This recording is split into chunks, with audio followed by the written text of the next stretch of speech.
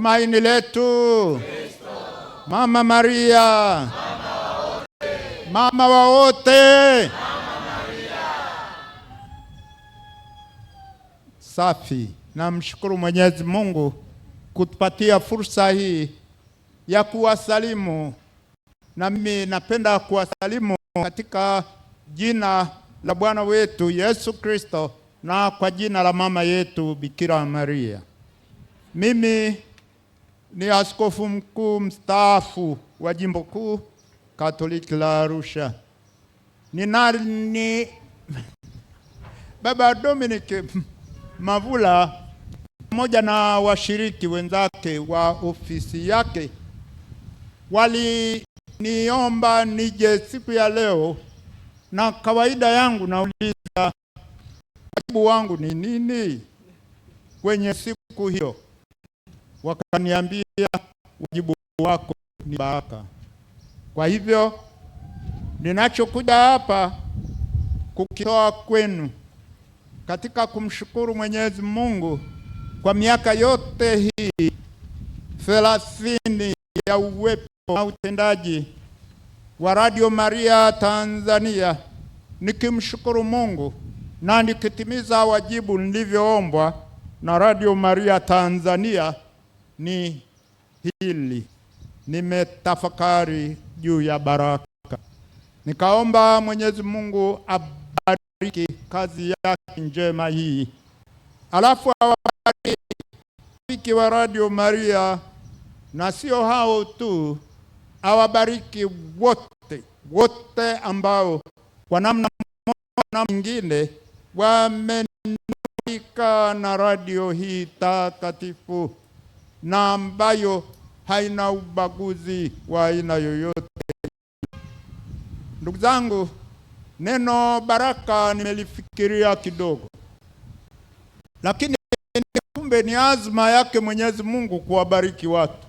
Sasa mimi ninapoambiwa hapa ndio baraka siwe, na ndilo sana paswa kulipa.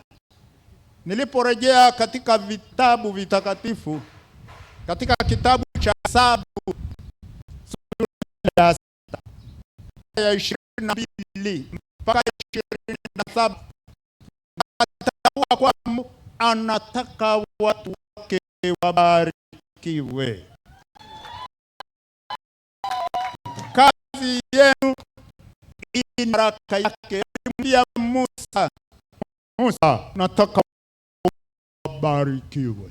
Na sikubarikiwa tu, maana yake ni nini? Wapate fanaka tu na nini? Alitoa hata namna anavyotaka watu wake wabarikiwe. Majalimu ya Biblia yapo, lakini la msingi ni hilo neno. Mungu anamwambia Musa, Hesabu 22 mpaka 27, anamwambia Musa, nataka watu wangu wabarikiwe hivi. Lakini hasemi nataka watu wangu wabarikiwe tu hivi. Musa anaambiwa, na Musa anatuma awaambie makuhani. Kwa hivyo ninapofika hapa kusimama kwa niaba ya makuhani, wajue kwamba Musa aliambiwa umwambie Aroni kuhani mkuu, na kuhani mkuu hapa katika jimbo hili, katika majimbo mengine tunawajua, wanao pia wanahusishwa na jukumu hili la kuipitisha baraka ya Mungu kwa Radio Maria na wake. Hivi anasema wabarikiwe hivi, na hili lafikie viongozi wote, makuhani wote, na wale tunaoshiriki ukuhani wa Kikristo kwa namna ya pekee, wale kwa namna yao, ni waamini watawa kwa namna yao, au ni waamini wa klero kwa namna yao. Lakini tunaambiwa hivi, Mungu anataka tu hivi. Nafikiria nasema moja, nataka watu wangu wabarikiwe hivi. Wanyoshe mkono wako, Bwana barikie na kuwalinda. Hiyo ni ya kwanza jamani, barikiwe. Bwana awalinde.